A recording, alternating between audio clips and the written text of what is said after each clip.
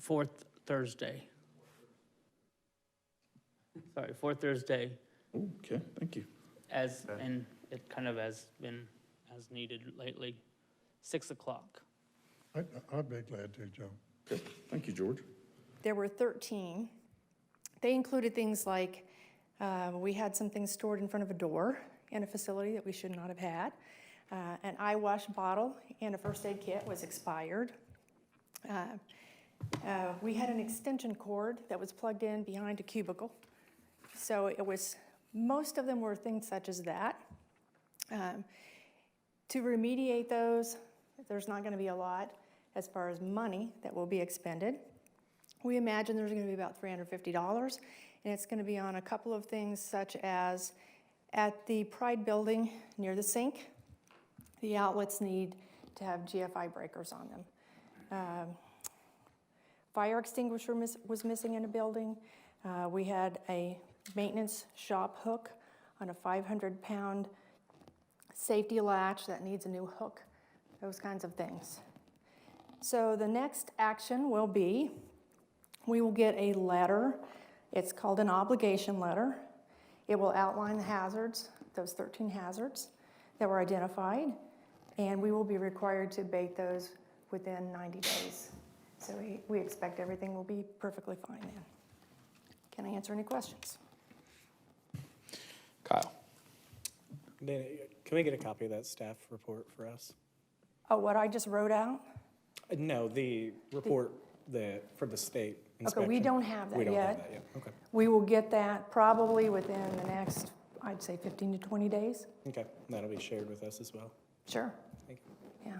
Thank you. Ben? So are those done randomly then? I mean, you said every 4 to 5 years they're done. Are they done at did you know they were coming, I guess, is my question. I would say no for this reason, because when we had the one in 2016, I'd never seen one prior to that. And I thought it was kind of random from the way that it occurred. Hadn't heard anything for a period of time. I asked him some of those questions, and he said, really, they're planning on doing that. Once again, it's for public facilities. And he said it's usually on a 4 to 5 years. And he said, since we were in such good condition, he was going to schedule our next one out for 5 years. But he did say we had no complaints, it was just something that was scheduled. And the reason I ask is because it's always, obviously you can't control complaints over that stretch of time, but when you know somebody's coming, it gives you an opportunity to tidy up and stuff. I mean, that's just the nature of the beast. But when you don't know, and it's in great condition like that, that's a testament to our employees, so. Great. Thank you, Dana. Thank you. All right, we'll move along to the consent agenda.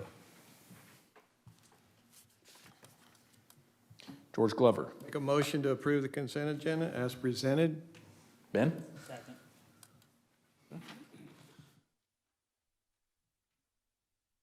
All right, we have a motion and a second. All in favor? Aye. Opposed? Motion passes 8-0. Okay, moving right along to new business. Item 5, Sean. Good evening, Mayor and Council. Cambridge Valley Second Edition is located on the west side of Hillside and the north side of the cemetery off of Hillside. The developer presented petitions for paving, sanitary sewer, and water improvements back on November 9th of 21, and they were approved by the council. Attached are the associated contracts from K.E. Miller Engineering for the design and construction engineering. For paving, the contract amount is for $70,000. For sanitary sewer, it's $23,800, and for water, it's $18,800. As far as the fiscal impact, they are all authorized, and they would be funded via temporary financing followed by long-term general obligation bonds. Staff recommends approval.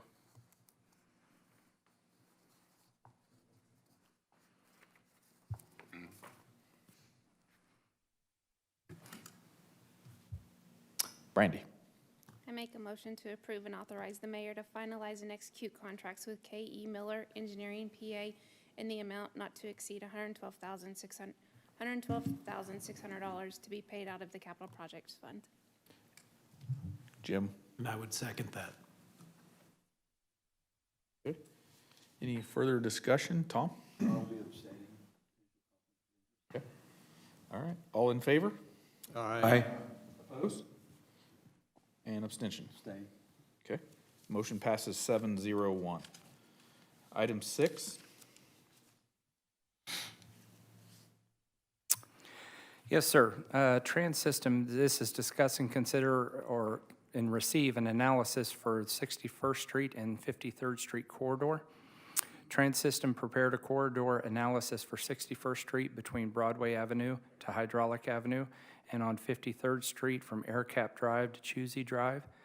In general, the focus of the study was to review the existing conditions and operations along the corridor and identify potential improvements to enhance operations and safety that also support future growth and development. The analysis was completed under the Traffic Engineering Assistance Program, also known as TEAP, that it's administered by the Kansas Department of Transportation. Tonight, we both have Jeff Lackey and Slade Ingstrom from Trans System that will be here to present the analysis and answer any questions council may have. thank you, Sean. Thanks. As Sean mentioned, we had some pretty limited scope from KDOT to do a study for you all. And as part of that study, we did look at 61st Street, like you mentioned, from Broadway over to Hydraulic. And I'll start with that and kind of walk through that a little bit. Overall, we looked at both capacity and safety along the corridor. From a capacity standpoint, under the existing condition, everything appears to be operating fairly well down through 61st Street. From a safety consideration, the southbound ramps with I-135 did have a higher than the state average for an intersection. And the corridor overall, when you looked at all the intersections all the way through, had a higher than average for a state corridor. So from a safety perspective, there were some things going on there. Probably a lot of it is due to the number of access points and how close they are. So if you look, one of the main recommendations that came out of that piece was for the southbound ramp, a roundabout to tie kind of everything together there. It'd be a 5-legged roundabout to get everything in there with Aircap Drive and the other intersections and ramps. So it's a little bit much there, but based off of, there's no real other way to get Aircap Drive because it's so close to the ramps to kind of work in the future conditions. So that would be the main one from that perspective. For 53rd Street, same type of analysis. We looked at capacity and safety through the whole corridor. On the safety side, again, the northbound ramp and a little bit over at Aircap Drive, we're having some crashes in there. And again, the corridor was a little bit statistically over the average for a corridor in Kansas. I've got two 409. Yeah, it was top and bottom. Sorry, I should have probably said that as I was talking up front.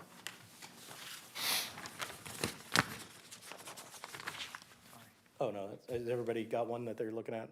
Okay, We figured it out finally. sorry, that was My my fault. mistake. No, it was mine. Tom, you have a question? Okay, so for 53rd Street, for the capacity too, that we did run into a few little problems with that. Namely, the Aircap Drive in 53rd Street also qualified for a signal. And then when we started looking at the kind of growth in the corridor, roundabouts really didn't make sense through that corridor, and there was a little bit more room that we could make some signalized options work. And so the other northbound ramp also was over capacity as well in the existing condition. So there's a little bit of capacity issues there as well as some safety issues along 53rd Street. The ultimate concept for the interchange, because again, those have heavy lefts off both directions, northbound and southbound, we ended up looking at a DDI, or a displaced diverging diamond interchange for that movement. So with that, you could integrate it in with the proposed signal at Aircap Drive and 53rd Street. I think that was the high-level summary, and I'd respond to any questions if you had them, I guess. Ben? Yeah, I do have one question, just so that we can, it's out there, this is not addressing 53rd and hydraulic, is that correct? Any sort of issues along that spot? Okay. I know that we hear a lot from public, from citizens regarding that intersection, and its congestion, especially as probably you saw off of the statistics that you got from the northbound exit ramp there, turning right, there's obviously a large number, and those all hit that 61st and hydraulic area. So, I know that we have the information we got to hit in order to move that direction, but I think it'd be something that we consider, keep on that table, is addressing that intersection, because it's only going to get busier, especially with Pratt Industries here. I do like the divergent diamond. I hadn't seen it until about 10 years ago when I was in Joplin, and it threw me, but it actually makes a lot of sense.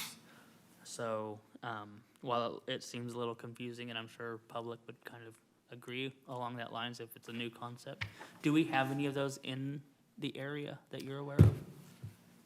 The closest one I can think of off the top of my head would be 77 in Junction City. If you're driving up to like I-70 and 77, we're up there. Turner Diagonal is one that we actually just completed up there in Kansas City. Those are two probably good ones that if you're driving along I-70, you would see. So they're trying to become a little bit more familiar this way. And Springfield, I think, was the first one in the nation. So Okay. you were Joplin's, I think, got a couple now. So yeah, Missouri was an early adopter. So it's another function similar to the roundabouts in terms of alleviating stress through intersections as well as safety.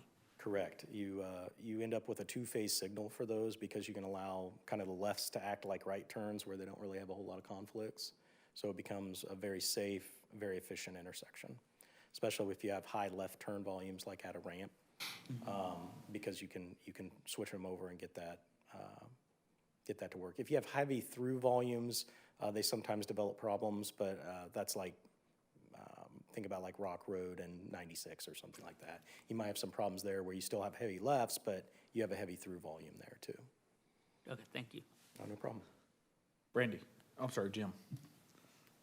Yeah, I've been through the intersection in Junction City, and I found that to be the most confusing thing in the world to me, to go, why would I go on the left side of the road? It's so unnatural. So I appreciate your map, because I literally studied this to go, how do these work? Having that said, that might be an issue to the public, going, well, no one's familiar with these, and they make sense on paper after you study them, but probably people are gonna have to study it to know how to get through the intersection. Until they've done it a few times. My question was, it's not on the map, but in the study, east of 53rd and 135, there was a brief, Choosy. yeah, why take Deer Road and angle it out and connect to Mill Heights instead of Choosy when it already intersects there? So eventually, when you start looking at the future, that's going to probably need a signal. So if you try to have an offset signal there, either direction after development occurs, it becomes kind of a problem. You end up doubling up your traffic in the center, like for through traffic, for instance, or something like that. So, and it violates a few access management principles about spacing of the major driveways.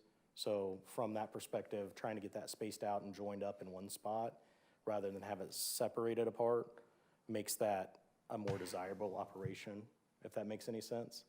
Yeah, So I think, yeah, that's right. Think about somebody, going straight, they have to turn right and then they have to turn left. So you kind of upped you decreased your capacity of what you can push through those two intersections if you left them offset. Shouldn't we address Choosy Drive then on the right, on the north side of the road somehow too then? Because everybody coming out of Harley-Davidson, how are they gonna make a left turn there if there's no light? I think it's connected at the back though too, so there's two alternates there. So you would only be worried about the people at Harley-Davidson, not the other development that could occur behind that. So that's why rather than leave it, it made more sense probably to pull it over to the other drive. Again, you could do the other thing and say, okay, well, let's try and pull everybody over to the Harley Drive, but then that pushes it so close to your other interchange ramps. You really want that space to allow those to operate kind of independently of each other. if that makes any sense. Because when you get two signals real close together, you really have to coordinate them to make them work. And especially if you do a diverging diamond or something like that, you know, you'll have a two-phase signal, and then you may have like an eight-phase signal right next to it. And those don't always jive up with the amount of time you need to give people. So Yeah. if you have a little bit of space, that kind of gives you a little bit of an opportunity to kind of get everything to work a little bit better, if that makes any sense. No, thanks for explaining that, Oh, okay. no problem. Okay. Have no further questions that are being pushed here. Ben? Go ahead and make a motion that we receive and file. Have a motion. Jim? Nice second. Okay. Have a motion and a second. I guess I would just ask Sean, is there a next step on this, or where do we go from here? It is a study used for our benefit to look forward into the future. First of all, as far as 53rd Street and AirCap Drive, this was a crucial piece of the puzzle because it now satisfies a warrant to say we can go ahead and start working on traffic signalization for that, and that'll be coming up on the next item. So it's for planning purposes. I know this council has expressed a lot of concerns about the traffic and needing signalization at 53rd, getting off northbound 135. So again, that one doesn't have a petition associated with it, but now it's on council's radar to make this a priority to say, let's get going with that, so. I mean, obviously, what they have here, the reconstruction of that intersection at 53rd is not just adding lights. So, That is correct. I think that this, actually, both of the projects recommended for, as far as a five-legged roundabout on 61st Street as well as 53rd Street, make both of these a good submission for WAMPO's consideration. So that way it can get under KDOT funding and there's cost participation. So, okay. And I do, the other thing I'd say is that 53rd and AirCap that needs a signal, obviously very bad. Most likely on our next council agenda, we'll have the documentation for AirCap to go all the way north to petition. 61st, a petition, yes, that's what I was Yes. looking for. Which that could relieve some of that traffic down there, it could. but still, nevertheless, we need the light. It was anticipated that that would be on tonight's agenda, but the engineers didn't get the petition in time, so it'll be on the next council's agenda for AirCap Drive. That's pretty exciting. Been wanting to get that done for a long time. That time. Yes, so, very good. Okay, we have a motion and a second. All in favor? Aye. Opposed?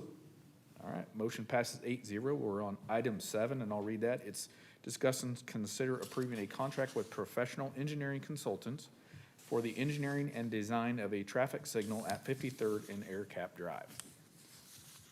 As far as the background, yes, sir. Trans System, as we just heard, recently completed the KDOT-sponsored corridor analysis for both 61st and 53rd Street through the TEEP program. The report indicates that there is sufficient data to warrant traffic signalization at the intersection of 53rd and AirCap Drive. If we go back in time to October of 2011, the council approved a petition for the installation of traffic signals at that intersection to serve Echo Hills. At the time, the petition amount was $308,000, and it was compounded monthly at a 1% increase. I have listed there in the staff memo how the method of assessment was supposed to be broken out for the various different lots associated with Echo Hills. The apportionment of the cost for the improvements between the improvement district and the city at large was 100% for those benefited users and 0% paid by the city at large. Attached is a contract with PEC for the engineering, design, and construction inspection of that signal. It is unbudgeted, should be paid out of capital projects fund subsequent to special assessment, and staff recommends approval. Thank you, Sean. Entertain a motion?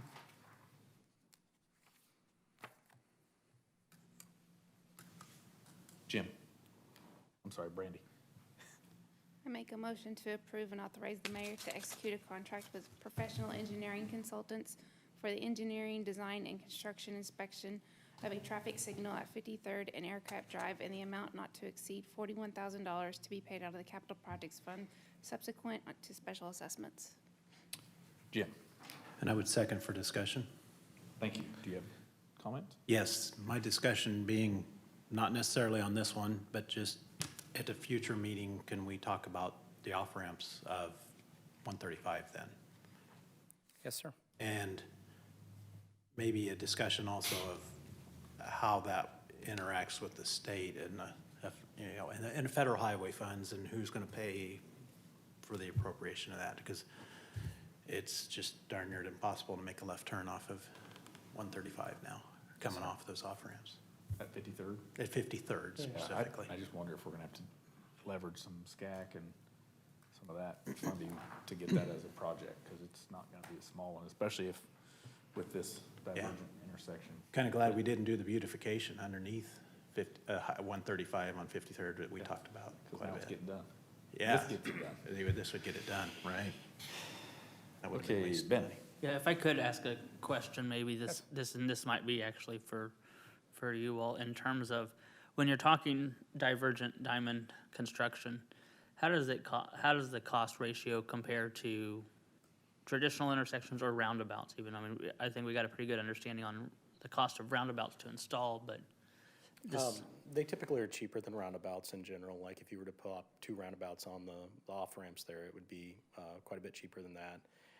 Depending on what you're doing, you could put like a span wire system up there or something like that, real cheap and real easy.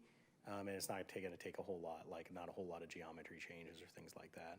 Now, that said, if you are looking at, kind of cleaning up the geometry at the same time, it'd pretty much be comparable to, both of those would be very comparable. You'd be doing geometric changes with either one of them then, and it would be hey, if you're rebuilding the roadway and everything down through there, they'd be comparable price-wise, really, because you're doing kind of the same thing. You're just kind of realigning lanes and stuff like that. But if you wanted to go super cheap and not really have to redo a whole lot of geometry there, you could probably put up a signal fairly cheap there, and it's not going to be very expensive as well. So it kind of depends on what you want to do. If you're looking more for the long term, obviously when you start getting a lot more growth, Pratt Industries, things like that, you already talked a lot about that. I think you're going to have to do some geometry changes in the future, one way or the other. So it depends on how you want to look at it. You could do a kind of a phased approach, but it's going to be pretty comparable.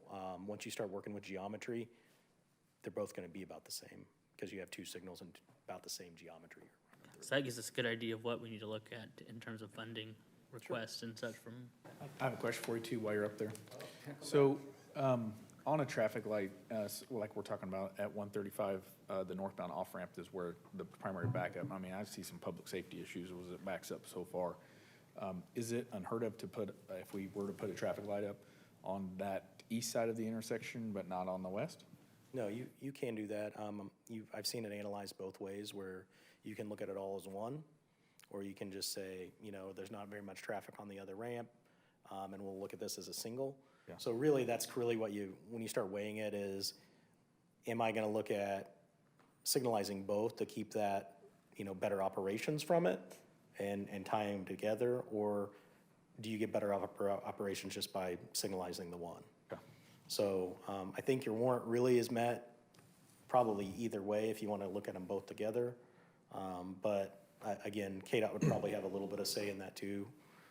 But the way we ran the analysis, we did run it as an individual. But you can run them together sometimes depending on what all is going on, especially with the signalization of AirCap. It may make sense to probably do them all 3, because then you could kind of get them to sync up and run a chord plan between them all, because they're pretty tight. Thank you. Tom? I was gonna say,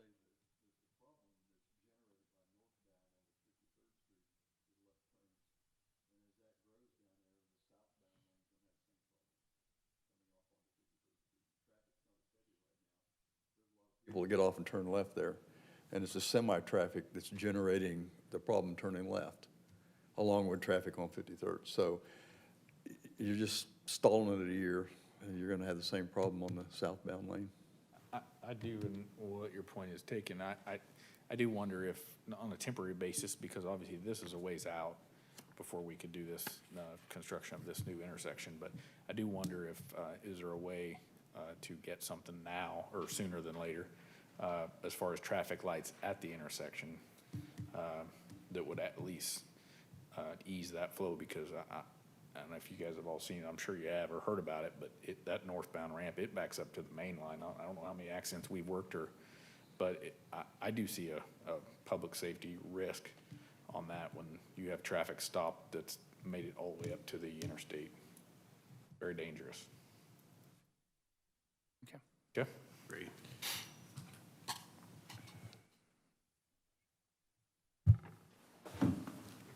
Okay, any further?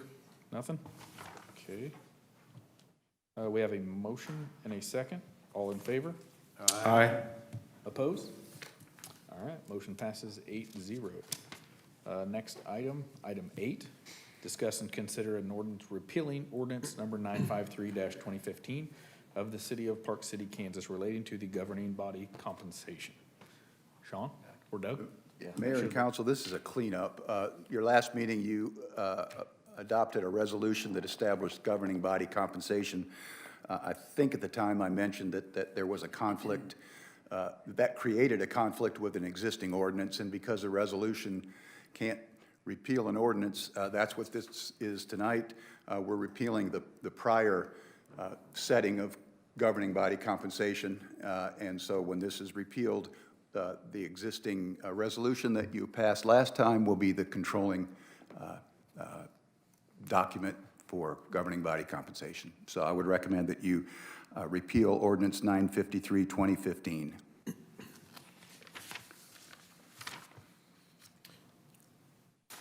Ben? Yeah, go ahead and make a motion to approve ordinance 1137-2022, an ordinance repealing ordinance number 953-2015 of the city of Park City, Kansas, relating to governing body compensation. Jim? 9 second. Okay, whoops, Charlie, did you have a comment? Seconding. Okay. Okay, we have a motion and a second. Any further comments? Okay, hearing none, all in favor? Aye. Opposed? We All right, need to motion- call roll. That's right. Sorry. Let's do a roll call vote. Charlie Davidson, Aye. George Glover, Aye. Ben Sosetta, Aye. Kyle Nordick, Aye. Tom Jones, Aye. George Capps, Brandy Bailey, Aye. Jim Schrader. Aye.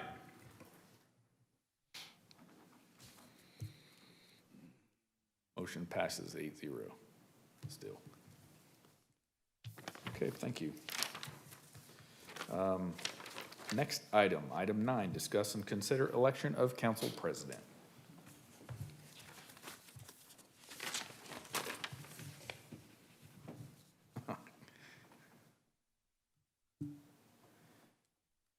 George Glover. Motion to elect Ben Sosita as council president. Did I, Jim? were you- I was gonna say Ben also. I think he's in line to do it. Okay. So, do you want a second? Yeah, I'll second that. Okay. And George Capps. Well, you know, these are dangerous times we're living in. And I'll tell you what, I've been around here a long time, so's Tom. I'm going to nominate Tom Jones, and I feel I need to say why. Because he is very, very qualified. He's sat on chairman for several terms on CCUA, very familiar with CCUA, probably knows more about it than anybody in this room. He's also served as chairman at WAPO. He's been responsible for getting us a lot of federal money on 61st Street, our bridges and stuff. And as I've been with him, he's got the contacts everywhere you go. He knows people, everybody knows him. I even seen him at Topeka visiting one-on-one with the governor. The guy knows everybody, and he's got the contacts. If we have an emergency, he's got them, and that's my point of view. Okay. I'm going to decline it. I think Ben deserves it. He's played the part for quite a while. I'm here as a council member for anything that comes up, so that's all I got to say. Okay. Well, we have one nomination. Anybody else wants to speak? All right. All in favor? Aye. Aye. Opposed? Okay, so I assume everybody voted. 8-0. If that's different, now's your time to speak up. It was quiet. Yeah. So if anybody was not in the 8, please speak up now. All right. Motion passes 8-0. Congratulations to Ben. Congratulations, Ben. Okay, item 10 is receive the Land Bank Treasurer's Annual Report to the governing body as required by KSA 12-5903. KSA 125903 requires the Land Bank to make an annual report to the governing body by January 31st each year, including a report of the audit, receipts, and disbursements from all funds under its control, reflecting all property transactions that occurred during the year, and an inventory of all property held by the Land Bank. It also requires the inventory to be published in the official city newspaper on or before January 31st. Staff recommends to receive and file this report. Any questions? Ben? I make a motion that we receive and file the report. Second that. Okay. Seeing no further comments, all in favor? Aye. Aye. I said aye. You opposed? No, I was saying aye with the others. Motion passes 8-0.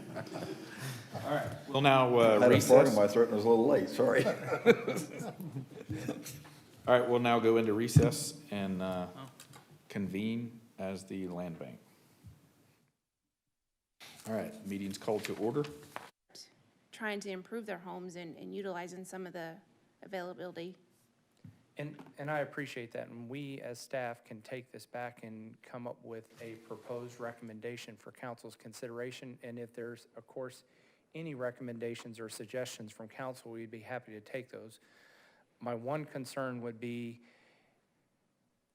if you completely took away the minimums, and it's $100, let's just say, and we're gonna be spending more time processing because everybody that spends $100 on the weekend is gonna be turning it in saying, hey, I wanna get 20 bucks back. To me, there has to be something that's worth it, and that's why it originally it came up with the $2,500 minimum just so. No, But and I again, see that now, staff so could- that makes sense. I mean, I get that, so. It's always been pre-approved. But also at the same time, something that you had mentioned, depending on the age of the home, maybe there is a sliding scale as far as what the participation is. Okay. Good, Brandy? Yeah. Ben? Yeah,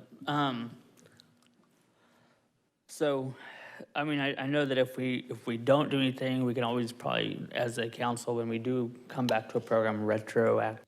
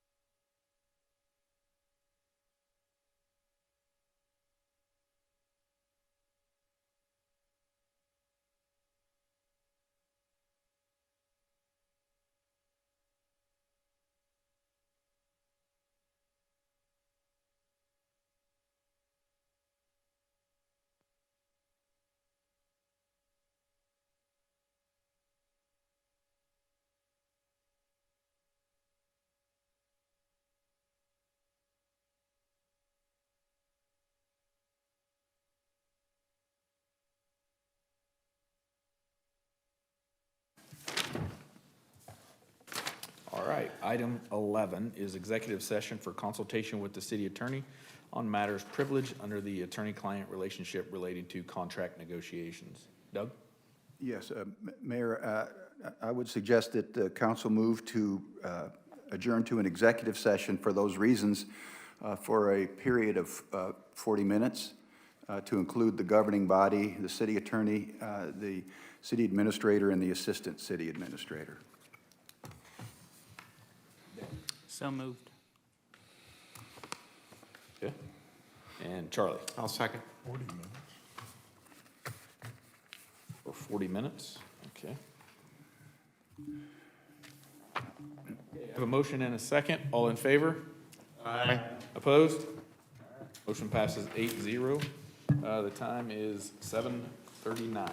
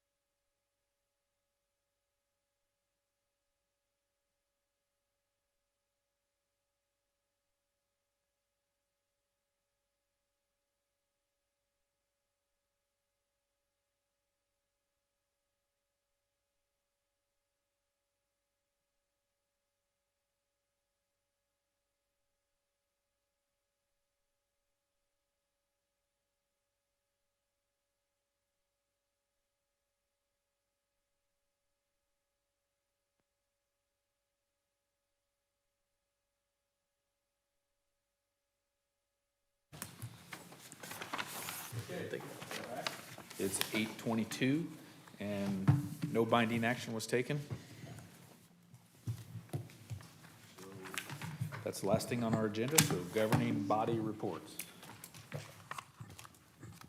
I don't have anything to comment on tonight. I don't have anything tonight.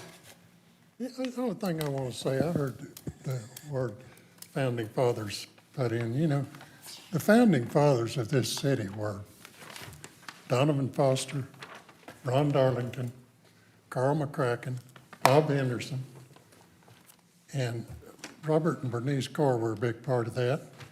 But you know, I haven't seen none of those people's names on much. Jack Whitson was a big part of it. That was our founding fathers. That was our founding fathers.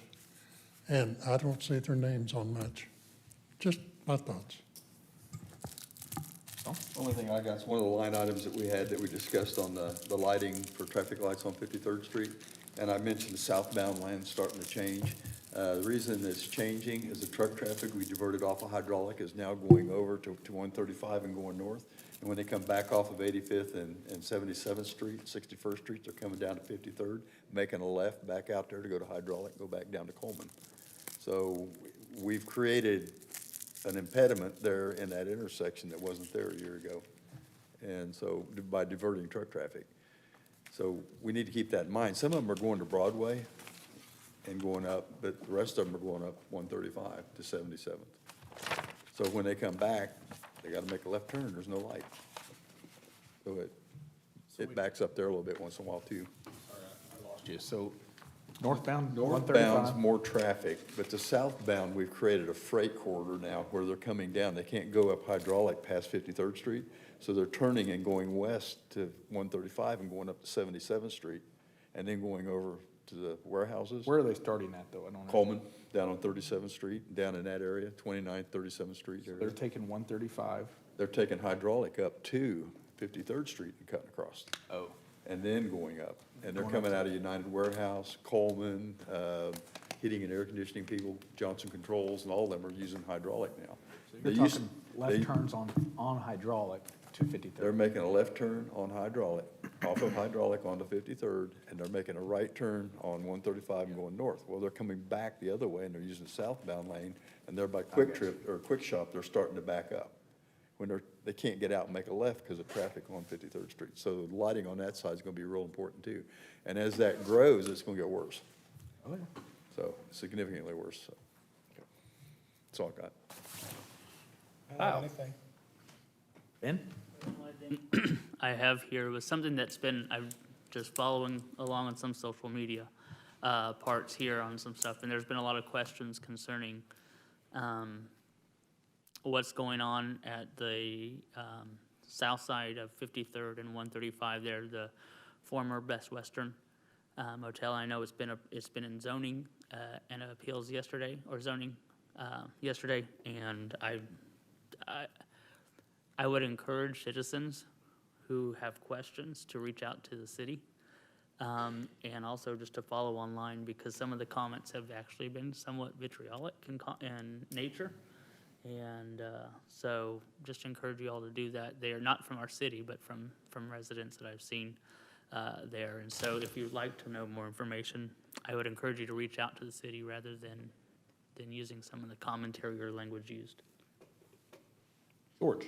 Yeah, for those folks, I know when I opened my gas bill, it looked like it went up. There's a program called LEAP, Low Income Energy Assistance Program. It's administered to Department for Children and Families. If folks want to apply for that, they can get help with either gas and or electric bill that they have. They can go to the website. They're taking applications through March 31st of this year. So I thought I'd throw that out there to help people. Thank you. Thank you, George. Charlie? All right, okay. Well, thanks to each of you for coming to the special meeting before, and I think we got a lot accomplished, so we'll look forward to do that at the second meeting of February as well. The other thing I was gonna say, and George kind of hit on this a little bit, coincidentally, I just wondered about planting trees in honor of like former council members, former governing body, or even just people in town. You know, we have a lot of space out here in our lot, with no trees, and I just wonder, like, recently, former council member Gary Davis passed away, Right. and there's nothing really to honor him. And Gary did a lot for our parks and, for our city, really, but he really was expressly interested in the parks, and his wife as well. So I just wondered what council's opinion is on maybe having, looking at planting some trees in honor of some folks. I would be great with that, because I tell you what, Leslie Davis, she did more than people realize for that park. And you know, she never blew her own horn. She never came to council. She was a trooper now. She worked. That was Gary Davis's wife. And Leslie, we need to honor that lady. She's great. And so I just want to get your guys' temperature on that. I feel like we have a lot of green space that could use trees, and again, I mean, they're not gonna be there forever, and they may plans change and buildings get expanded and we have to cut them down, but just plant another one. No big deal. But anyway, that's kind of my thoughts, and I'll visit with Sean a little bit about it, and as we go forward, I just think it's a good way to honor folks for, well, it depends on the tree, I guess, 50 years-ish. So, I have been. Sorry, did you have anything, Jim? Sorry. No, it Oh, was okay. not the appropriate Then time. okay, I'd like to go ahead and make a motion to adjourn. And Tom? Second, he made a motion to adjourn, didn't he? Yeah, no, second. Okay, we have a motion and a second. All in favor? Aye. Motion passes 8-0. We are adjourned.